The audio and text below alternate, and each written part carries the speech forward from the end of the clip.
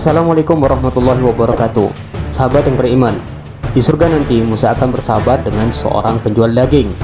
Musa pun kemudian menemui pemuda itu yang sedang berjualan daging di kiosnya. Setiap sore ia baru pulang ke rumahnya. Tanpa beristirahat sejenak pun, pemuda itu lalu pergi ke dapur. Ia sibuk memasak dan menyiapkan makanan untuk ibunya yang sudah tua. Dengan penuh kasih sayang dan kesabaran, ia merawat dan melayani semua kebutuhan ibunya, dari mulai membasuh tangan dan kakinya sampai menyuapi makanan.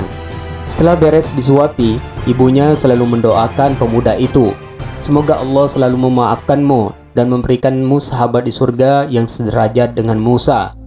Itulah doa sang ibu yang membuat pemuda itu menjadi istimewa.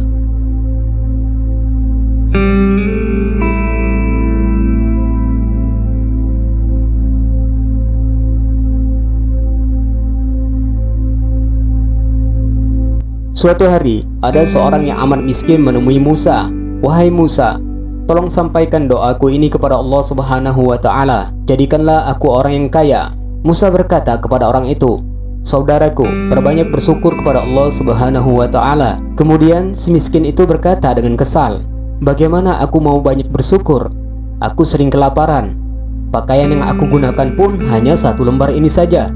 Di lain waktu, datang orang kaya menemui Musa. "Wahai Musa, tolong sampaikan kepada Allah Subhanahu wa Ta'ala. Jadikanlah aku orang yang miskin, hartaku yang banyak malah mengganggu ibadahku." Musa lalu berkata, "Wahai saudaraku, jika ingin hidup kekurangan, janganlah kamu bersyukur kepada Allah Subhanahu wa Ta'ala." Mendengar itu, si kaya tampak menangis terharu. "Bagaimana mungkin aku tidak bersyukur kepada Allah Subhanahu wa Ta'ala? Begitu banyak nikmat yang telah Allah Subhanahu wa Ta'ala berikan padaku selama ini."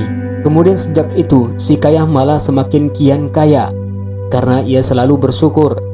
Sementara si miskin menjadi bertambah miskin karena ia tidak pernah mau bersyukur kepada Allah Subhanahu wa Ta'ala. Allah Subhanahu wa Ta'ala malah mengambil semua kenikmatannya. Maka sekarang si miskin pun tidak memiliki sehelai pakaian pun yang melekat di tubuhnya. Suatu hari, Musa bertemu dengan seekor burung yang beribadah paling ikhlas dan khusyuk. Ia tampak terus sibuk berzikir di atas sebuah dahan yang besar yang menjulur ke pantai. "Aku sudah mulai berzikir sejak diciptakan oleh Allah Subhanahu wa Ta'ala," jawab si burung pada Musa. "Wahai burung, apa ada sesuatu yang engkau inginkan di dunia ini?" tanya Musa. "Aku hanya ingin minum setetes air laut ini," jelas si burung. "Tapi aku tak ingin kenikmatan air itu merusak kenikmatanku berzikir selama ini kepada Allah Subhanahu wa Ta'ala," jelas si burung sambil kembali meneruskan zikirnya.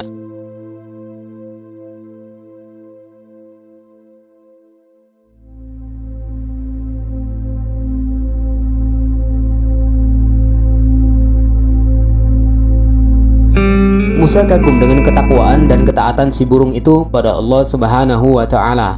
Sahabat yang beriman, tahukah sahabat bahwa Musa lahir di Mesir pada masa pemerintahan Raja Fir'aun?